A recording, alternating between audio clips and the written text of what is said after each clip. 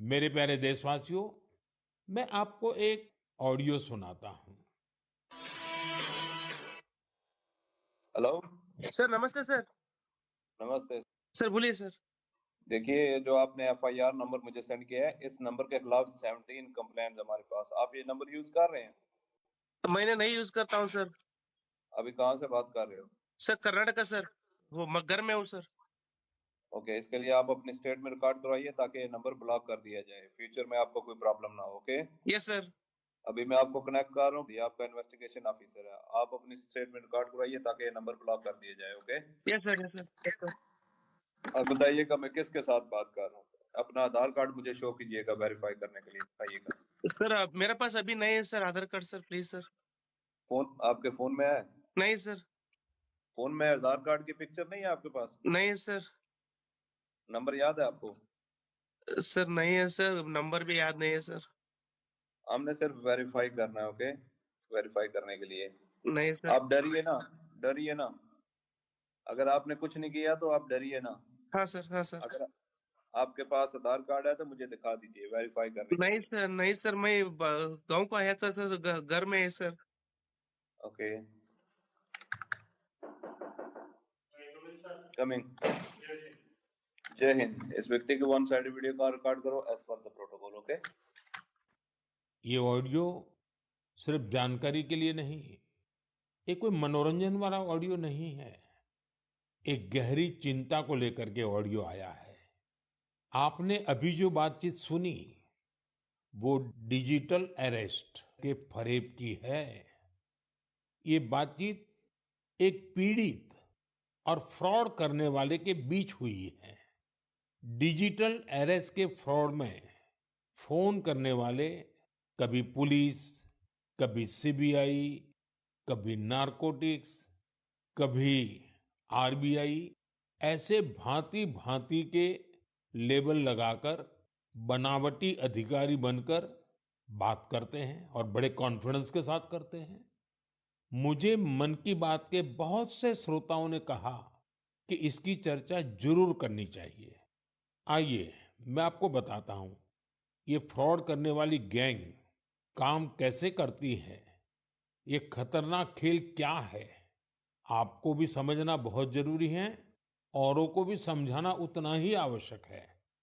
पहला दाव, आपकी व्यक्तिगत जानकारी, वो सब जुटा करके रखते हैं। आप पिछले महीने गोवा गए थे, है ना? आपकी बेटी दिल्ली में पढ़ती है ना? वे आपके बारे में इतनी जानकारी जुटा कर रखते हैं कि आप दंग रह जाएंगे। दूसरा दाव, भय का माहौल पैदा करो।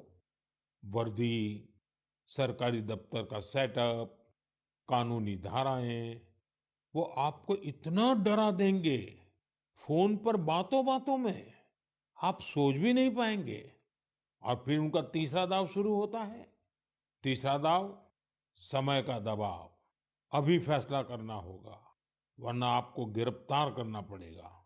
ये लोग पीड़ित पर इतना मनोवैज्ञानिक दबाव बना देते हैं कि वो सहम जाता है।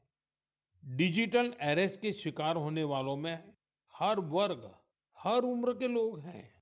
लोगों ने डर की वजह से अपनी मेहनत से कमाए हुए लाखों रुपए गंवा दिए हैं। कभी भी आपको इस तरह का कोई कॉल आए तो आपको डरना नहीं है। आपको पता होना चाहिए, कोई भी जांच एजेंसी फोन कॉल या वीडियो कॉल पर इस तरह पूछताछ कभी भी नहीं करती। मैं आपको डिजिटल सुरक्षा के 3 चरण बताता हूं। ये 3 चरण है: रुको, सोचो, एक्शन लो। कॉल आते ही रुको, घबराए नहीं, शांत रहे, जल्दबाजी में कोई कदम न उठाएं, किसी को अपनी व्यक्तिगत जानकारी न दें। संभव हो तो स्क्रीनशॉट लें और रिकॉर्डिंग जरूर करें। इसके बाद आता है दूसरा चरण। पहला चरण था रुको, दूसरा चरण है सोचो। कोई भी सरकारी एजेंसी फोन पर ऐसे धमकी नहीं देती। न ही वीडियो कॉल पर पूछताछ करती है, न ही ऐसे पैसा की मांग करती है। अगर डर लगे तो समझिए कुछ गड़बड़ है। और पहला चरण, दूसरा चरण और अब मैं कहता हूं तीसरा चरण। पहले चरण में मैंने कहा रुको, दूसरे चरण में मैंने कहा सोचो, और तीसरा चरण कहता हूं एक्शन लो। राष्ट्रीय साइबर हेल्पलाइन 1930 डायल करें, cybercrime.gov.in पर रिपोर्ट करें, परिवार और पुलिस को सूचित करें, सबूत सुरक्षित रखें। रुको, बाद में सोचो और फिर एक्शन लो। ये 3 चरण आपकी डिजिटल सुरक्षा का रक्षक बनेंगे। साथियों, मैं फिर कहूंगा, डिजिटल अरेस्ट जैसी कोई व्यवस्था कानून में नहीं है। ये सिर्फ फ्रॉड है, फरेब है, झूठ है, बदमाशों का गिरोह है। और जो लोग ऐसा कर रहे हैं, वो समाज के दुश्मन है। डिजिटल अरेस्ट के नाम पर जो फरेब चल रहा है, उससे निपटने के लिए तमाम जांच एजेंसियां राज्य सरकारों के साथ मिलकर काम कर रही है। इन एजेंसियों में तालमेल बनाने के लिए नेशनल साइबर कोऑर्डिनेशन सेंटर की स्थापना की गई है। एजेंसियों की तरफ से ऐसे फ्रॉड करने वाली हजारों वीडियो कॉलिंग आईडी को ब्लॉक किया गया है। लाखों सिम कार्ड, मोबाइल फोन और बैंक अकाउंट्स को भी ब्लॉक किया गया है। एजेंसियां अपना काम कर रही है, लेकिन डिजिटल अरेस्ट के नाम पर हो रहे स्कैम से बचने के लिए बहुत जरूरी है हर किसी की जागरूकता, हर नागरिक की जागरूकता।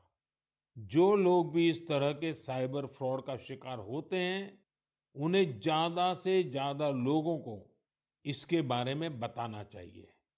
आप जागरूकता के लिए हैशटैग सेफ डिजिटल इंडिया का प्रयोग कर सकते हैं। मैं स्कूलों और कॉलेजों को भी कहूंगा कि साइबर स्कैम के खिलाफ मुहिम में छात्रों को भी जोड़ें। समाज में सबके प्रयासों से ही हम इस चुनौती का मुकाबला कर सकते हैं।